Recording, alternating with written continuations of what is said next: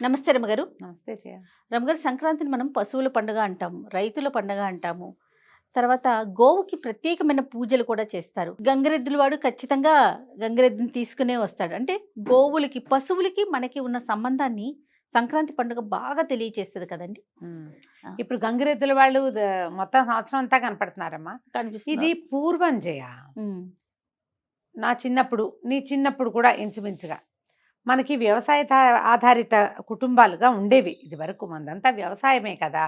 హ్మ్. ఈ వ్యవసాయానికి ఇప్పట్లాగా ఈ మెషిన్లు, ఈ ట్రాక్టర్లు, ఈ పవర్ టిల్లర్స్, గడ్డి కోసే మెషిన్లు, ధాన్యం వాడేవి ఏమున్నాయమ్మా అప్పుడు. అంతా అప్పుడంతా కూడా పశువుల మీద ఆధారపడి వ్యవసాయం చేసేవాళ్ళు. నాగళ్ళు, పొలం దున్నాలంటే పశువు, అవునా? అక్కడి నుంచి దానికి ఎరువు, భూమికి ఎరువు పశువుల తాలూకు అవే, వీటినే వాడతారు. పేడే కదా ఎరువుగా అవును. ఉండేదా. తర్వాత ఈ పొలంలో రకరకాలవి పాములు ఉండేవి, ఎలుకలు ఉండేవి. ఎలుకల్ని పట్టుకునేందుకు పాములు వచ్చేవి. ఇప్పుడు అసలు ఆ అవకాశాలు లేవమ్మా, అవసరాలు కూడా లేవు. ఇవి పొలాలకు వెళ్ళడానికి కాపలాకి అందరి దగ్గర కుక్కలు ఉండేవి జయ. పొలం కాపలాకి ఊర కుక్కలు, ఏం ప్రత్యేకంగా సంకలో పెట్టుకునే కుక్కలు ఏం లేవు. ఇప్పుడు అందరి ఇళ్లలో కుక్క పిల్లలు ఉంటాయా? అవి కాపలాక వీళ్ళని రక్షించడానికి ఏం కాదు, ఈ బుజ్జివి కాదు, ఇంతంతెత్తుండే అవేవో పేర్లు ఉంటాయి, ఏమిటో తమాషా పేర్లు. అవి కూడా ముద్దులు గుడుస్తూ వీళ్ళతో నోట్లో అన్నాలు పెట్టించుకోవటానికే కానీ కాపలాకి, రక్షణకి డిపెండబుల్గా ఉండేవి ఇది వరకు. ఇప్పుడు లేదు. ఈ కుక్క ఒకటి ఉంటే అది పొలం కాపలా కాసేది, వాళ్ళ పొలాల తాలూకు వీటిని చూసుకుంటూ. అవును. ఈ ప్రత్యేకమైన విధానాలతో ఇది వరకు నడిచేది మన జీవితం ఈ పల్లెల్లో. హ్మ్. అప్పుడు టౌన్లలో ఎలా ఉండేవాళ్ళు, ఈ పల్లెటూళ్ళల్లో ఉన్న వాళ్ళకి ఏమిటి, వ్యవసాయాలు, కొన్ని ఎకరాల పొలాలు ఉంటే వాళ్ళు అవి చేసుకోవటం, లేదా ఎవరిదైనా కౌలుకి తీసుకోవటం, లేదా వాళ్ళెవరో సొంత పొలాలు సేద్యం చేసుకుంటుంటే ఆ పొలంలో పని చేయటం. ఇక పొలము పని, గొడ్డు పని, ఇవే, ఇంకేం లేవు. ఆ కాలంలో ఏమిటి, ఆ పశువు మీద డిపెండ్ అయ్యే వీళ్ళ కథ నడిచేది. అవును. అవును. ఆ పైరుకి సత్తువ ఆ పశువే, ఆ పైరులో పని ఈ పశువుతోటే. ఒక జత ఎడ్లుంటే వాడి జీవితం హాయిగా వెళ్ళిపోయేది. 2 ఆవులో 2 గేదెలో ఉంటే వాడి జీవితం హాయిగా వెళ్ళిపోయేది.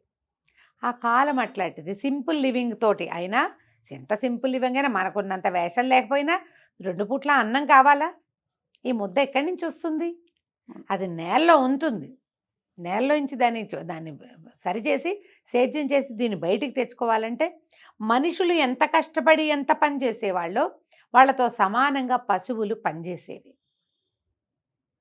రైతులు అందరూ పని చేసుకునే వాళ్ళమ్మా. బాగా డబ్బులుండి బోళ్ళని పొలాలు ఉన్న వాళ్ళు కూడా పొలం తాలూకు అదును చూసుకోవటం వాళ్ళకి ఉండేది. గొడ్డు గోదా ఉన్న వాళ్ళు సొంతంగా చేసుకునే వాళ్ళు, పై ఎత్తును చూసుకున్నా గొడ్లను చూసుకోవటమే, గొడ్లే కదా వాళ్ళ సంపద. అవును. అవును. ఆ కాలంలో ఇప్పుడు ఈ పశువుల పండగ అన్నమాట అక్షరాల సరిపోయేది.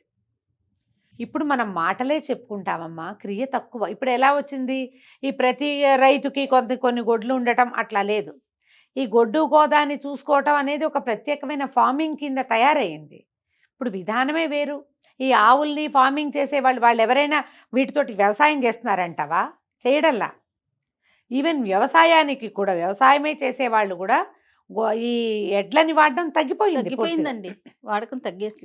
నాగళ్ళు లేవు జయ. మా చిన్నప్పుడు మాకు బోలెడన్ని ఎడ్లుండి నాగలి అరకలు కట్టి దున్నటము తెలుసు నాకు. ట్రాక్టర్ తోటి ఒక ఇది ఉండేది, నాగలి ఉండేది, ఇనప నాగలి పెద్దది. అది సంవత్సరానికి కొన్ని రోజులే దాని పని, దాన్ని పెట్టి దున్నేసేవాళ్ళు. నాకు ఊహొచ్చే నాటికే మా ఇంట్లో ఉంది అది. మాకు అవి ఉన్నాయి, ఇది కూడా ఉండేది. ఈ వీటితోటి చేసుకునేవాళ్ళు. ఎవరికి ఉందో వాళ్ళు చేసుకుంటారు, మిగిలిన వాళ్ళు ఇదే పని చేసేవాళ్ళు. మరి ఇప్పుడు ఈ ఆరుగాలము రైతు శ్రమ పడతాడంటే అతనితోటి పనిచేసేవి గొడ్లే కదా పాపం. ఎడ్లు పనిచేసేవి, గిత్తలు పనిచేసేవి. అక్కడి నుంచి బండి కట్టుకుని వెళ్ళేవాళ్ళు, ఆ బండి మీదే ధాన్యం తెచ్చుకునేవాళ్ళు. వీటన్నిటికీ ఈ గొడ్డే కదా ఆధారం. మరి ఇప్పుడు దాన్ని సంవత్సరం అంతా పోషించాలి. సంవత్సరంలో ఒక్కరోజైనా దానికి విశ్రాంతి, పూజ, గౌరవము ఉండాలా? ఖచ్చితంగా. ఆ గౌరవించే రోజుగా ఇది ఉండేది. ఎందుకంటే ఈ పండక్కి ముందే ఈ రైతులందరికీ ధాన్యం అందేసేది. ఎంత కొంచెం సంపాదన, కొంచెం చిన్న పొలం ఉన్నవాడైనా తన చేత్తో ఒక గుప్పెడు దోసెడు ధాన్యం ఎవరికైనా ఇవ్వాలని భావించేవాళ్ళు. అప్పుడు బార్టర్ సిస్టమే నడిచేది కదా, ఏమనాలి దాని వస్తు మార్పిడి నడిచేది. అవును అవును. ధాన్యమే ఉపయోగపడేది. దానానికి ధాన్యమే, వ్యాపారానికి కూడా ధాన్యమే. ఈ డిసెంబరు సగపడి అయ్యేసరికల్లా మొదలుపెట్టేవి రావటం. పూర్తి సగపడి 8-10 తారీఖులకే ధాన్యాలు వచ్చేసేవి అందరిళ్ళకి. వస్తే క్రమంగా వీటిని పట్టించుకోవటము, కొట్టించుకోవటము, అటుకులు కొట్టించటము, సంవత్సరానికి సరిపడా గాదెల్లో పోసి నిలవబెట్టుకోవటము. హరిదాసులకను గంగిరెద్దుల వాళ్ళకను ఎవరైనా ఆశ్రితులైన వాళ్ళు అప్పుడు ఏంటంటే రజకులు వాళ్ళు ఉండేవాళ్ళు. అవును కుటుంబాలు ఆధారపడి ఉండేవాళ్ళు. ఊళ్ళో అందరూ ఒడ్లు కొలవాల్సిందే వాళ్ళకి. అందరి ఇళ్లలో బట్టలు ఉతికితే అందరూ ఈ బాసోళ్ళు వచ్చినప్పుడు ఇచ్చేవారు. ఇవన్నీ వాళ్ళ ఇంటికి చేర్చాలని ఎట్ట చేరుస్తారు? ఈ బళ్ళ మీదే కాదు, ఈ బండికి ఆధారం ఎద్దే కదా. మరి ఆ ఎద్దుని గౌరవించటము, ఆ పశువుల పండగ అన్న పేరే అందుకొచ్చింది. ఇతను ఒక బసవుడు మన ఇంట్లో ఉండటం వల్ల ఇంత వ్యవసాయం చేయగలిగాం ఈయన సహాయంతో.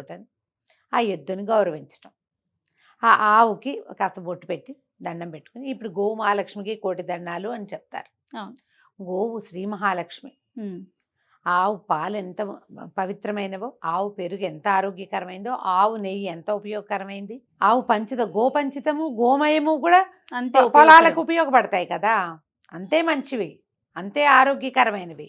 డైరెక్ట్గా వాటిని తీసుకోకపోయినా వాటి వల్ల బలం వచ్చిన భూమి నుంచి వచ్చిన పంటను తినే మనం ఆరోగ్యాన్ని సంపాదించుకుంటాం. అందుకని ఇప్పుడు గోసేవ చేయటం కూడా చాలా మంచిది. గోదానం ఎవరైనా చేయదలుచుకున్న వాళ్ళు సంక్రమణంలో గోదానం చేస్తే చాలా మంచిదట. కానీ ఇవాళ రేపు మనం ఎక్కడ అది చూడటల్లా. చేయగలిగితే చేసుకోవచ్చు, ఏటా చేయలేకపోతే జీవితానికి ఒక్క సంక్రమణంలో ఒక్క గోదానమైనా చేసుకోవచ్చు కదా. దానం చేయవు పోని ఈ రోజున గోవు కాస్త బొట్టు పసుపు పెట్టి ఏదైనా తినడానికి పెట్టి ఆ గంగడోలు దువ్వి ఒక నమస్కారం చేసుకుంటే అంతే సంతోషం. అదే మంచిది. మనం ఏటా గోదానం చేయలేవు, ఏటా గోపూజ చేయగలవు కదా. ఖచ్చితంగా అదైనా చేయండి చక్కగా. పూర్వం చేసేవాళ్ళు. ఈ హరిదాసులు వాళ్ళు వస్తే ఆవు దూడ ఉన్నాయి పట్టుకెళ్తావా అని అడిగి హరిదాసులకు కూడా ఆవు దూడ ఇచ్చేవాళ్ళు ఉండేవాళ్ళు. ఏముంది హరిదాసు సంవత్సరం ఇప్పుడే అతనికి వచ్చేది మాసూళ్ళప్పుడే, ఏడాదంతా అతను ఎట్లా బతకాలి? ఎంత వస్తుంది ఆ ధాన్యం? అందరూ దోచులతో వస్తే ఒక్కొక్క కలిగిన మోతుబర్లు ఒక బస్తాడో కొలిచేవాళ్ళు. అవి పట్టుకుని మోసుకుపోయి వాటితో జీవించేవాళ్ళు. ఓ 2 ఆవులు 2 దూడలు ఉంటే సంవత్సరం వాళ్ళ జీవితం వెళ్ళిపోతుంది. మహానుభావులు ఉండేవాళ్ళు అన్నమాట. ఎక్కువ గొడ్లు ఉన్నవాళ్ళు బ్రాహ్మణాయనకో గొడ్డు ఇచ్చేవారు, వాళ్ళ ఊరి పురోహితుడికి ఇచ్చేవాళ్ళు, దేవాలయానికి ఒక ఆవుని దూడని ఇచ్చేవాళ్ళు. ఓపిక కలిగిన వాళ్ళు. ఇప్పుడు దేవాలయాలకి ఇస్తే అక్కడ ఏం జరుగుతుందో తెలియని పరిస్థితి వచ్చింది. ఇదంతా మెయింటెనెన్స్ కదా. మీరు చేయగలిగితే చక్కగా దానం చేసుకోండి.